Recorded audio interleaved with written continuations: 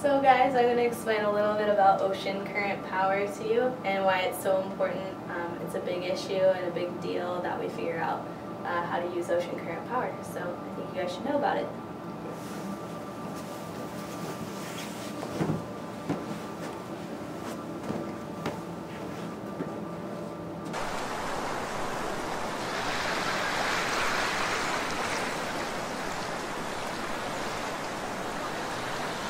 Currently, we're in the process of developing new technologies to draw renewable energy from one of the most powerful forces on this planet, which are ocean currents. To do that, we need to use ocean current power. So what is ocean current power? Ocean currents have a relatively constant flow, and they carry a lot of energy. We can capture and convert that energy to usable forms using ocean current power. To give you kind of an idea of how much energy is in the water, water is 800 times more dense than air, meaning it carries that much more energy than air does, than the wind. Water moving about 12 miles per hour equals the same amount of energy as wind moving about 110 miles per hour. And it's estimated that taking just 1/1000th of the available energy from the Gulf Stream would supply Florida with about 35% of the energy need, or the electricity needs that they need. So that's huge. I mean, think about if we took more than 1/1000th of the energy available. We could supply all of Florida, we could supply more of the states with that energy. So ocean current power and its renewability are extremely crucial to the survival of this planet and to the future well-being of our planet, especially as our traditional resources run out, such as gas and oil and coal and that stuff. This is really important, this topic. So today discussed will be the importance of ocean current power, why we need it, some of the new technologies and developments, and then also some environmental considerations that need to be taken. So why is it important? Well, number one, it's a renewable resource. So we're never going to run out of the ocean, we're never going to run out of the water, or the currents that supply that energy. So that's great, it's a renewable resource. 1/4 of our non-renewable resources come from offshores.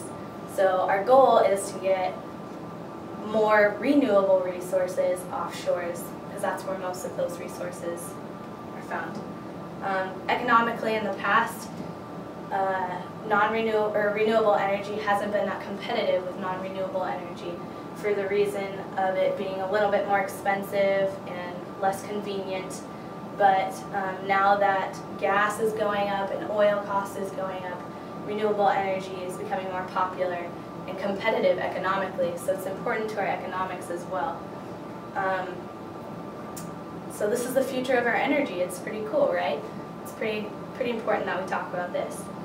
With ocean current power in our near future, we have already began developing and testing new technologies that can help establish ocean current power and help us reach our renewable energy goals.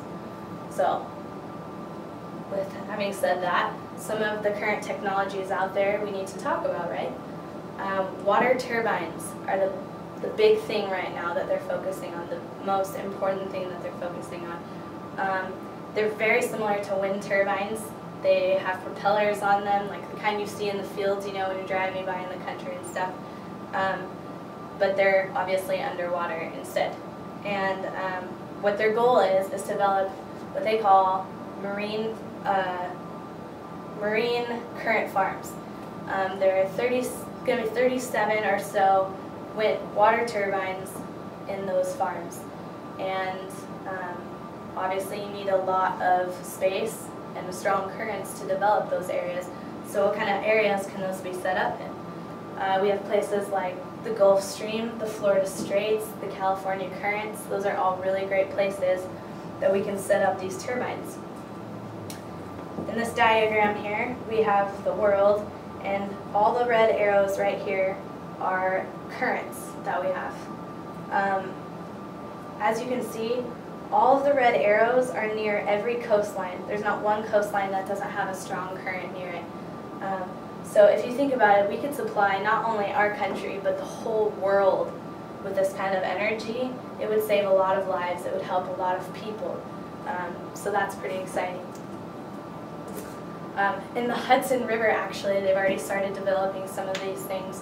They've put in 6 water turbines, and they're just drilled, bolted to the bottom of the seabed in the river, and they are currently working really well. Lots of people like them so far. They're already supporting energy for the community on the edge of the river, and people say that they can't even tell the difference in the quality of the electricity that they're receiving. Scientists are constantly watching fish on screens, making sure that the fish aren't getting chopped up by the turbines and that it's okay. And the scientists really like it because the turbines spin slow enough so far the fish can swim right through, no problems. Some of the technical challenges we have with these are going to be prevention of marine growth buildup, especially in the ocean, reliability, since who knows how expensive it'll be to fix these things, and corrosion resistance. We have to take care of these things in order for them to work right, and so they're trying to come up with ways to prevent these things from happening. The ocean tends to eat away at things, meaning corrosion, and so that's really important that we find some way to resist that. One of the major questions about this new development is how it will affect the environment. So since these are pretty new developments, pretty new stages of technology, they haven't been in place long enough to know how it's going to affect the environment and the habitat around these turbines. But we do have some considerations to take in mind, and one of those would be species protection. Are the fish going to be okay? Is their habitat going to be safe? Will it destroy it? Will it help it? We don't know those things yet, but so far the fish have been fine. The turbine's been slow enough that it's been working great. Shipping routes is another thing to take into consideration. In the ocean, I don't see how this will be a huge problem because you have so much more space to work with. But in rivers, I can understand there's a smaller space that boats have to go through, and barges, I don't know, might not be able to move around those things. So to keep in mind shipping routes. Also, recreational use is important. Will this affect fishing? Will it affect boaters and skiing and those kinds of things? Also important to remember. Some of the pros and cons. A pro is it's not too expensive to maintain so far. They haven't been in place that long, but so far they're not very expensive.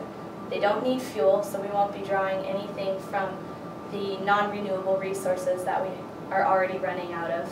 And they don't produce atmospheric waste, which is a main concern. Cons, the only con that I could find was maybe that the turbines could harm some of the sea mammals, some of the fish, but so far they've been doing really good about not harming anything. So in conclusion, some of the major things we talked about were the importance of ocean current power, the technologies and developments that are current, and some of the environmental considerations. Like I said in the beginning, we're in the process of developing these new technologies to draw renewable energy from one of the most powerful forces in the world. So that's pretty incredible. It's hard to wrap your mind around that, but it's very important to think about, very important to support. It's going to be the next big thing. So with ocean current power just being in the developmental stages where it's at, only the future and time will tell how sustainable this energy really is. Thank you.